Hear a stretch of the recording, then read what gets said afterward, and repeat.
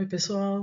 Vamos corrigir a dissertação da prova de segunda fase do Ministério Público de São Paulo, aplicada do dia 27 de abril de 2025. Primeiro, algumas observações iniciais, falando da quantidade de linhas que foi disponibilizada. Então, para cada questão, foi disponibilizado 30 linhas para resposta no caderno definitivo, mas também tinha um caderno de rascunho que dava para fazer bastante anotação porque ele tinha muitas folhas. E esse caderno de rascunho, juntamente com os definitivos, foram recolhidos ao final da prova. A prova tem duração de 4 horas, que você deve fazer a PES, que no caso caiu uma denúncia com cota ministerial, dissertação e 5 questões. Se você somar as 120 linhas da dissertação, as 120 linhas para a PES e as 150 linhas para 5 questões, né? No total, vão dar 390 linhas disponíveis para os 3 cadernos definitivos. Eu sempre gosto de fazer essa conta de linhas para quando você estiver treinando para uma próxima fase dessa, você já saber quanto espaço você tem para treinar, para ficar bem aproximado com a realidade. E foi permitida a consulta à exposição de motivos, Código Penal, Código de Processo Penal, LEP, CLT, súmulas, mas não foi permitido o enunciado de jornadas, que foram grampeados com folha branca. Então, a versão 1, que foi a versão sorteada, porque são 3 provas, uma versão sorteada, a dissertação era sobre a matéria de direito penal sobre tráfico de pessoas. Dissertar sobre o tema tratamento jurídico do tráfico de pessoas, abordando os seguintes tópicos. E tinham 5 tópicos para ser abordados. O primeiro esses tópicos poderiam ser resumidos em marcos normativos, uma análise jurídica de 3 princípios, qual o papel do Ministério Público na prevenção e na assistência das vítimas, as medidas assecuratórias que o Ministério Público podia tomar para enfrentar o tráfico de pessoas e para falar do crime do artigo 149A do Código Penal, que é o crime de tráfico de pessoas. Então, iniciando aí pelo item 1, os marcos normativos e o seu significado no enfrentamento ao tráfico de pessoas. O primeiro deles, que eu acho que vai constar no espelho, é o Protocolo Adicional à Convenção de Genebra de 1949. Aí o título completo é Protocolo Adicional às Convenções das Nações Unidas contra o Crime Organizado Transnacional, assinado em Palermo em 2000, relativo à prevenção, repressão e punição do tráfico de pessoas, em especial mulheres e crianças. No Brasil, ele foi aprovado pelo Decreto Legislativo número 231 de 2003 e promulgado pelo Decreto 5.017 de 2004. Então eu li um texto interessante nessa professora Ela Vico, que ela trata justamente desse histórico da Convenção de Genebra de 1949 e o Protocolo de Palermo, que é lá nos idos de 2000. Então ela faz todo esse histórico aí de mais de 50 anos, né, de 1949 até 2000. E eu achei bem interessante, porque ela fala que inicialmente o tráfico de pessoas ele visava combater o tráfico de pessoas negras em razão da escravidão. E aí tem até um conceito, a escravidão é conceituada como o estado ou condição de um indivíduo sobre o qual se exercitam os atributos dos direitos de propriedade ou de algum deles.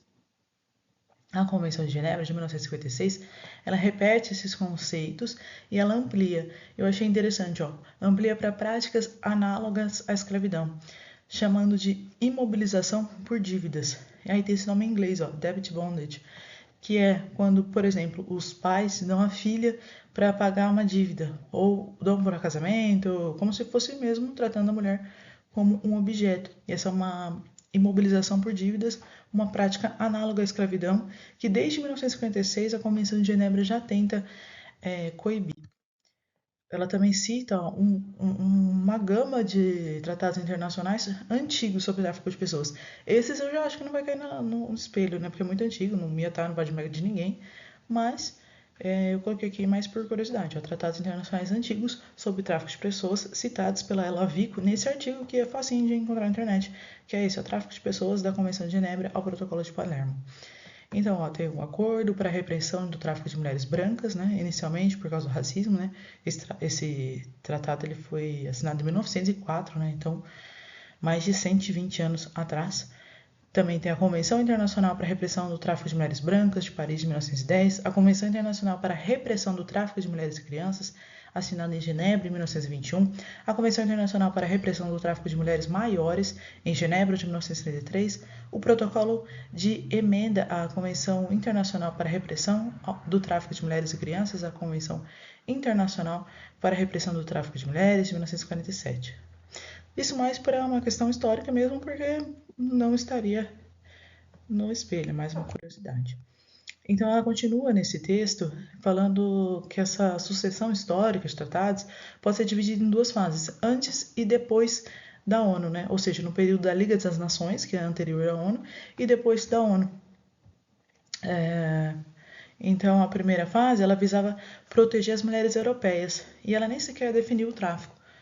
Depois da segunda fase, ela já passa a conceituar o tráfico, prever o tráfico, tipificar como uma infração criminal punível com pena privativa de liberdade e passiva de extradição. E essa proteção ela vai se ampliando para abranger todas as mulheres, com especial atenção para as crianças e adolescentes.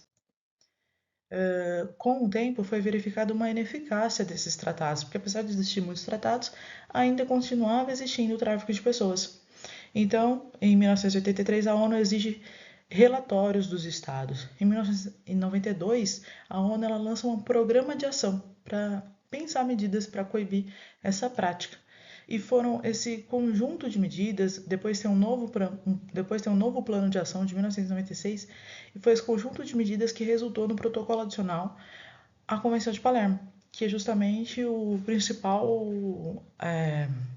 marco normativo onusiano da prevenção do tráfico de pessoas.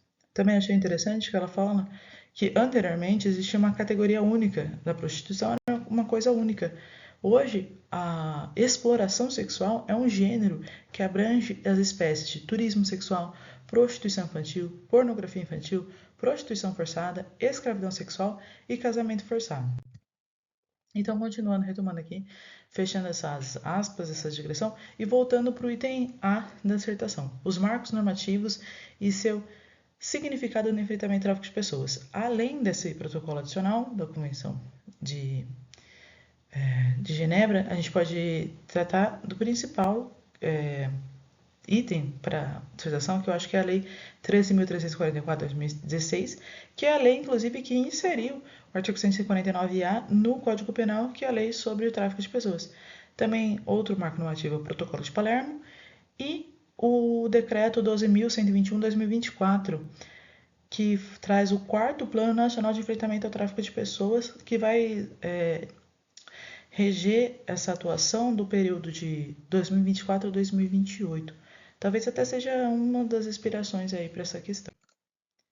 Então, o item 2 da dissertação pede uma análise jurídico-normativa de 3 princípios que regem o enfrentamento ao tráfico de pessoas na legislação brasileira. Então, quando ele fala na legislação brasileira, o examinador ele dá uma dica, que ele está querendo tratar da Lei 13.344 de 2016. O artigo 2, ele traz um rol exemplificativo de princípios que regem o tráfico de pessoas. E aí teria que escolher 3 princípios, dentre esses, o artigo está aí, e analisar com mais detalhes, mais minúcias na dissertação. Aí pode ser dignidade da pessoa humana, aí dá para falar do artigo 1º, inciso 3º da Constituição, garantia dos direitos humanos, aí dá para falar do artigo 4º da Constituição, dos direitos que regem. Aí tem a universalidade, indivisibilidade, interdependência, não discriminação, dá para falar do artigo 3º lá da Constituição, transversalidade das dimensões de gênero, orientação sexual, origem étnica, etc. Dá para falar aí da Convenção Interamericana contra o Racismo, a CIRC, principalmente quando ela traz o conceito de discriminação agravada, que é quando múltiplas discriminações incidem sobre a mesma pessoa. Por exemplo, uma mulher negra, ela sofre com racismo e sofre com machismo. E tem mais 2 princípios. Então, eu teria que escolher 3 princípios e tratar com mais detalhes na dissertação. O 3º item é o papel do Ministério Público na prevenção e repressão do tráfico de pessoas, bem como na proteção e assistência às vítimas. Artigos que você poderia citar a respeito disso, o artigo 1º dessa Lei 13.344, que fala que que fala sobre a vítima, seja brasileira ou estrangeira. Fala que o enfrentamento ao tráfico de pessoas compreende a prevenção e repressão. Veja que prevenção e repressão estava inclusive no item, então está dando uma dica que era esse artigo que ele queria. Então, o enfrentamento ao tráfico de pessoas compreende a prevenção e repressão do crime de tráfico de pessoas, bem como a atenção às vítimas. O artigo 2º, que a gente estava tratando agora dos princípios, no inciso 6º, traz o princípio da atenção integral às vítimas, diretas e indiretas, independentemente da nacionalidade e de colaboração em investigações ou processos judiciais. Então, mesmo que a vítima tenha medo de fazer um depoimento assim detalhado de como foi a exploração sexual por medo de sofrer violência, ainda assim ela precisa de uma assistência, de uma atenção para coibir essa violência, para não ser vítima de novo. Então, artigo 1 e 2 seriam bons artigos para citar nesse item 3, mas o principal é esse artigo aqui, o artigo 6º da Lei 13.344, que está lá no capítulo 4 da proteção e da assistência às vítimas, porque ali tem um rol também exemplificativo de medidas de atendimento que podem ser tomadas e requeridas pelo Ministério Público. Assistência jurídica, social, de trabalho e emprego, acolhimento e abrigo provisório, atenção a necessidades específicas, preservação da identidade, prevenção à revitimização, atendimento humanizado e informação sobre procedimentos administrativos e judiciais. Então, aparentemente, esse é um dos artigos que vai constar no espelho da prova. Item 4. Medidas assecuratórias e o poder requisitório do Ministério Público no enfrentamento ao tráfico de pessoas. Aí parece que o examinador queria o artigo 8º dessa Lei 13.354/2016. A requerimento do Ministério Público, poderá decretar medidas assecuratórias, principalmente as dos artigos 125 a 144A do Código de Processo Penal, que é lá sequestro, arresto, alienação antecipada. Então, este era o item 4 da dissertação. O item 5 e o último item falava sobre o crime do artigo 149A do Código Penal. Eu coloquei aqui para ficar mais fácil. É o tráfico de pessoas. E você vê que é um crime bem grande. Tem vários incisos, tem parágrafo 1º, tem parágrafo 2º.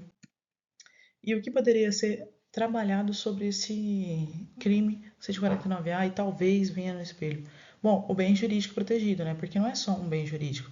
É a dignidade da pessoa humana, é a liberdade de autodeterminação, é a integridade física, é a dignidade sexual. Isso o professor Stefan, ele fala no seu livro. Então, você poderia tratar dos bens jurídicos que o crime de tráfico de pessoas visa proteger. Também ainda poderia falar do elemento subjetivo específico, o chamado pelos neocantistas do dolo específico, que esse crime 149A, ele traz vários elementos subjetivos específicos. E eu acho interessante essa análise aí do Bittencourt, não dá para ver o nome dele, porque minha imagem está em cima e eu não sei mudar, mas o Bittencourt, ele traz ali embaixo, uma análise interessante, que apesar de exigir esse elemento subjetivo específico, todos esses elementos específicos, eles são normas penais em branco. Então, ao mesmo tempo que o elemento tenta reduzir, por ser uma norma penal em branco, então vai remeter a complementação para outra norma ou lei, a depender do caso. Outra colocação que poderia ser feita é a classificação do crime, né? Crime formal ou de consumação antecipada, a tentativa é possível. Em alguns verbos, alguns núcleos do tipo ele é instantâneo e outros ele é permanente. Em regra bicomum, porque o sujeito ativo e passivo podem ser qualquer pessoa. Em regra, porque às vezes fala de funcionário público, ou dependendo do inciso, então às vezes pode ser que não seja comum. A competência também eu acho que é algo que vai vir no espelho, porque a competência do tráfico de pessoas é da justiça estadual comum, a não ser que esse crime seja um crime à distância, ou seja, ele começa no Brasil e termina no exterior, ou vice-versa. Se for tráfico internacional de pessoas, aí é a competência da Justiça Federal, por ser crime à distância. Se não, em regra, é a competência da Justiça Comum Estadual.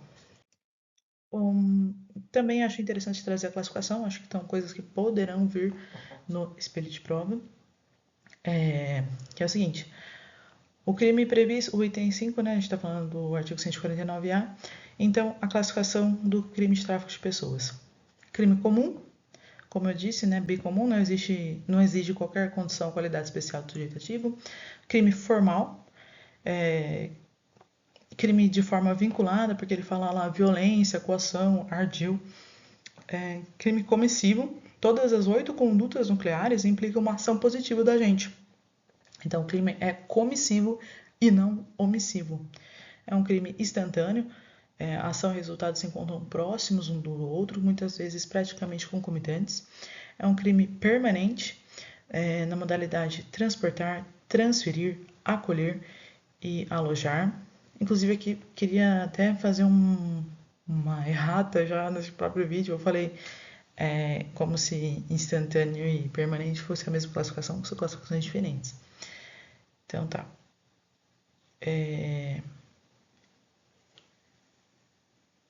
Vamos continuar aqui. Essa classificação aí, essa última do item 5 que eu coloquei aqui, é do Bittencourt. Então, será que a gente pode falar que esse assunto, o tráfico de pessoas, já foi exigido em provas anteriores do Ministério Público do Estado de São Paulo? Uma pesquisa que eu fiz aqui das provas do concurso 83 até esse 96, eu não achei nada assim específico do tráfico de pessoas. Um espelho de 2019, numa das questões que caiu sobre reincidência, cita em um dos itens um artigo que fala de 4 crimes, entre eles o tráfico de pessoas. Então pode falar que nunca caiu, mas muito pouco foi exigido nessa questão, ó, que caiu no 94 concurso de 2021, questão 2 de direito penal, que falava do Instituto da Reincidência. No espelho oficial, aqui ó, tem várias coisas no espelho, e quando ele cita esse artigo aqui, ó, vamos tentar destacar, esse artigo 83, esse artigo aqui, ó, quando ele cita esse artigo 83, inciso 5, Código Penal, e o 44, parágrafo único da Lei de Drogas, entre vários outros crimes, ó, crimes hediondos, tortura, tráfico de drogas e tráfico de pessoas. Foi a única referência ao crime de tráfico de pessoas que eu achei nas provas passadas do Ministério Público de São Paulo de segunda fase. Né? É importante também falar aqui as provas de segunda fase. E a prova de primeira fase? Será que a gente pode falar que caiu o tráfico de pessoas na primeira fase do concurso 96 do Ministério Público de 2025? Sim. Questão 11, só que não caiu isoladamente, caiu junto com outros crimes, mas ó, o enunciado era o seguinte: o rol dos crimes contra a liberdade pessoal descritos na seção 1 do capítulo 6 do título 1 da parte especial do Código Penal vem sendo especialmente ampliado nos últimos 5 anos e, além disso, recebendo um tratamento especial tanto no Código Penal quanto na legislação penal especial. Sobre tais perspectivas, analise as seguintes informações. Tinham 5 incisos para ser analisados. Eu deixei só esse referente ao tráfico de pessoas. E aí você, dentre outros crimes, cobrou esta questão de tráfico de pessoas na primeira fase. E aí tem a resposta, ó, dada pelo cursinho médio aqui, ó, que está correta a questão. A Lei 14.811 de 2024 incluiu o sequestro do cárcere privado cometido contra menor de 18 anos, artigo 148, parágrafo 1º, inciso 4 do Código Penal, e o tráfico de pessoas cometido contra criança ou adolescente, artigo 149-A, caput, incisos 1 a 5, parágrafo 1º, inciso 2º do Código Penal, no rol de crimes hediondos da Lei dos Crimes Hediondos 8.072, respectivamente, incisos 11 e 12, e seu artigo 1º. Inclusive, isso é bom até para colocar, né, nos artigos do item 5 da dissertação. Eu não pensei, mas olha, ficaria bem legal também ter citado isso aqui na dissertação, que o crime de tráfico de pessoas, se a vítima for criança ou adolescente, é crime hediondo. Então, acho que também vai vir no espelho. Eu não tinha pensado antes, mas olhando aqui, realmente acho que vai ser no espelho. Ainda mais se foi na primeira fase cobrado isso, né? Uma questão que talvez pode até ter sido feita por esse examinador. Então, grande chance de constar no espelho. Gente, ficou um pouco longo, mas a dissertação é longa mesmo. Ela vale 3 pontos. Tinham 120 linhas. É corrido, tem que selecionar o que vai escrever. Aqui foi a ideia do vídeo, foi corrigir para eu aprender e também para ver, para guardar. Às vezes a gente faz a prova e não corrige, eu faço muito isso. Minhas tentativas de fazer um vídeo é isso também, para eu corrigir, para me forçar a fazer. Também tem aquela técnica, eu não sei falar o nome da pessoa, firma, alguma coisa assim, que falam que a gente tem que explicar para ver se a gente entendeu. Então, eu acho que essa também é uma tentativa disso. Eram 120 linhas, era pouco tempo, mas acho que algumas dessas coisas que foram ditas vão constar no espelho, especialmente esse item agora que eu não pensei, que é crime hediondo, a questão da competência. Acho que isso vão ser ao protocolo adicional da convenção, acho que vai cair. A ideia foi essa, foi me desafiar a corrigir e também compartilhar esse conteúdo. Obrigada.